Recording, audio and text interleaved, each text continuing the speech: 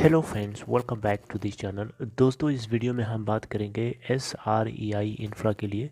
लेकिन उससे पहले आपसे रिक्वेस्ट करना चाहूँगा दोस्तों कि अगर आप चैनल को पहली बार देख रहे हैं, मेक श्योर कि सब्सक्राइब करके बेल आइकन को हिट कर लीजिए ताकि आपको आने वाले समय में किसी भी वीडियो की नोटिफिकेशन मिस ना हो।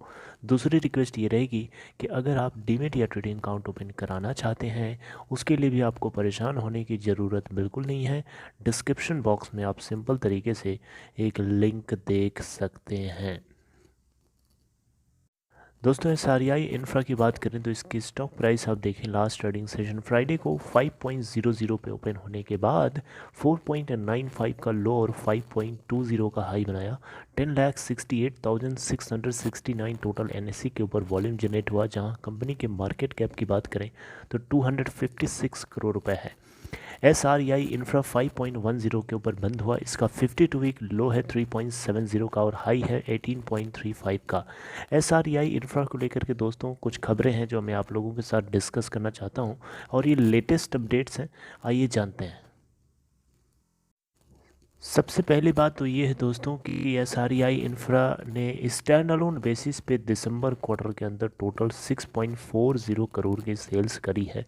हम इसको अगर ईयर बाय ईयर बेसिस पे कंपेयर करेंगे तो 188.77% यानी 189% के आसपास की टोटल उछाल देखने को मिला।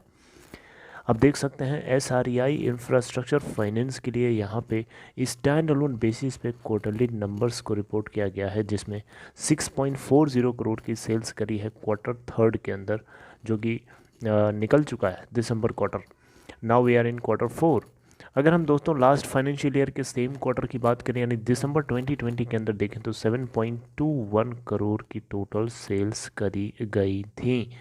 आप देख सकते हैं, सॉरी यहाँ पे 188.77% अप तो नहीं है।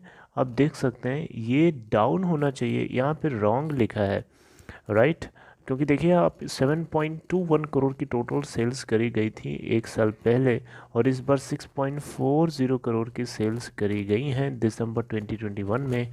तो ये डाउन हुआ ना, अब कैसे हुआ, हो जाती है मिस्टेक। चलिए खैर, आइए दोस्तों और कुछ पॉइंट इसमें देखते हैं। क्वार्टरली नेट लॉस की बात करें तो 1.29 करोड़ का टोटल इनको नेट लॉस हुआ दिसंबर 2021 के अंदर, जबकि एक साल पहले हम देखें तो इनको 30.10 करोड़ का था। आप यहाँ पे भी देख सकते हैं 95.71% का यहाँ पे अप दिखाया जा रहा है, हो सकता है। अब बात करते हैं दोस्तों कुछ और पॉइंट्स की। EBITDA की बात करें तो यहाँ पे 1.03 करोड़ का निकल के आया दिसंबर क्वार्टर के अंदर, जबकि एक साल पहले अगर हम देखें तो 23.69 करोड़ था। 104.35% यहाँ पे भी आपको पॉजिटिव चेंज दिखाया जा रहा है, राइट। ओके, आइए कुछ और पॉइंट्स को लेकर के डिस्कस करते हैं जो कल की एक खबर है फ्राइडे की। Let's no this. दोस्तों, SREI इंफ्रास्ट्रक्चर को लेकर के जैसा कि मैंने आपको कुछ दिन पहले अपडेट भी किया था कि जो इसके लेंडर्स हैं उन लोगों को they are advised to get fresh expression of interest. यानी अगर हम देखें तो जो SREI के जो लेंडर्स हैं, बेसिकली यहाँ पे दोनों कंपनीज की बात हो रही है, SREI इंफ्रा और SREI इक्विपमेंट फाइनेंस। इन दोनों के लिए जो लेंडर्स हैं उन लोगों को कहा गया है कि आप फ्रेश जो है एक्सप्रेशन ऑफ इंटरेस्ट जारी करवाइए। और इसको लेकर के यहाँ पे अपडेट ये है कि जो सिलेक्टेड लोग हैं या जो इंटरेस्टेड पार्टीज़ हैं, जिन लोगों को लगता है कि इसके अंदर एक्सप्रेशन ऑफ इंटरेस्ट रखना चाहिए, उन लोगों को डेडलाइन दी गई है कि भैया 12 मार्च तक जो है अपने अपने एक्सप्रेशन ऑफ इंटरेस्ट को आप लोग रखिए, जिनको जिनको इंटरेस्ट है। ये डेडलाइन है, उसके बाद आपके एक्सप्रेशन ऑफ इंटरेस्ट को एक्सेप्ट नहीं किया जाएगा। और अगर हम देखें तो जितने लोग एक्सप्रेशन ऑफ इंटरेस्ट, मान लीजिए कि 10 लोगों ने एक्सप्रेशन ऑफ इंटरेस्ट को रखा, ठीक है, तो 10 लोगों को अपने अपने लेवल्स या अपने अपने तरीके से इसको लेकर के, इन दोनों कंपनीज को लेकर के रिजोल्यूशन प्लान तैयार करना होगा। तो उसके लिए भी यहाँ पे जो लास्ट डेट है 26 अप्रैल 2022, यानी अप्रैल 2026, जो अप्रैल 2022 जो है, April 26 2022 is the last date for submission of final resolution plan. और दोस्तों यहाँ पे एक पॉइंट जो है आपको नोटिस करना चाहिए वो ये है कि यहाँ पे किसी भी तरीके से किसी भी पार्टी को, चाहे कोई भी पार्टी हो जो एक्सप्रेशन ऑफ इंटरेस्ट को रखना चाहती है, वो एसआरईआई इंफ्रा और एसआरईआई इक्विपमेंट फाइनेंस के किसी भी पर्टिकुलर एसेट्स को लेकर के यहाँ पे बिडिंग या एक्सप्रेशन ऑफ इंटरेस्ट नहीं शो करते हैं, नहीं शो कर सकते हैं, ये कंडीशन है। उनको पूरी दोनों के दोनों ग्रुप कंपनीज़ के लिए एक साथ यहाँ पे बताया गया है इस बार। और इसको लेकर के नेशनल कंपनी लॉ ट्रिब्यूनल 15 फरवरी 2022 को एडजुडिकेट किया था यहाँ पे ग्रुप इंसॉल्वेंसी प्रोसीडिंग्स के लिए एसआरईआई इंफ्रा और एसआरईआई इक्विपमेंट फाइनेंस दोनों कंपनीज़ के लिए। और यहाँ पे कुछ क्राइटेरिया भी है कि जो एक्सप्रेशन ऑफ इंटरेस्ट रखना चाहता है उसके पास कम से कम जो है मिनिमम 1000 करोड़ रुपए के टेंजिबल एसेट्स होनी चाहिए फॉर नॉन फाइनेंशियल एप्लीकेंट्स, यानी जो फाइनेंशियल एप्लीकेंट्स नहीं है, जैसे कोई बैंकिंग इंस्टीट्यूशन नहीं है, फॉर एग्जांपल कोई एनबीएफसी है, राइट।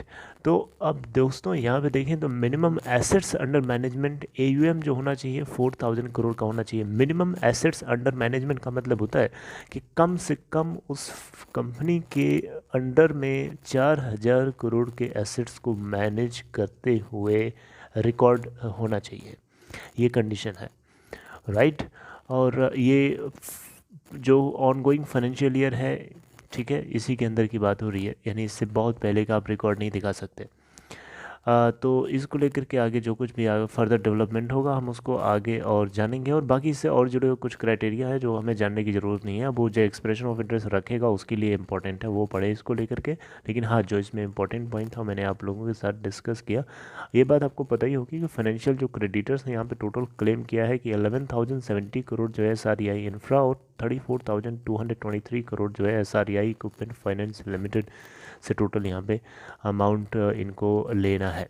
तो टोटल यहाँ पे देखा जाए तो जो डेट है एसआरईआई ग्रुप के पास जो है अक्टूबर 2021 के तक जो है 36,000 करोड़ का यहाँ पे बताया गया है। बहरहाल आप ये देख सकते हैं आपके सामने स्क्रीन पे। अब जो बैंक्स हैं यहाँ पे जो इन्वॉल्व हैं एसआरईआई इंफ्रा के अंदर, वो हैं union bank of India, Punjab national bank, Canara bank है, इंडियन बैंक है, बैंक ऑफ बड़ौदा है। ये कुछ की लेंडर्स हैं जो इन्वॉल्व हैं, एसबीआई भी है यहाँ पे। तो बहरहाल अब आपको पीछे की चीज़ें आपको पता ही है कि आरबीआई ने यहाँ पे इसके बोर्ड को सुपरसीड कर लिया था अक्टूबर के महीने में, 4 अक्टूबर 2021 को।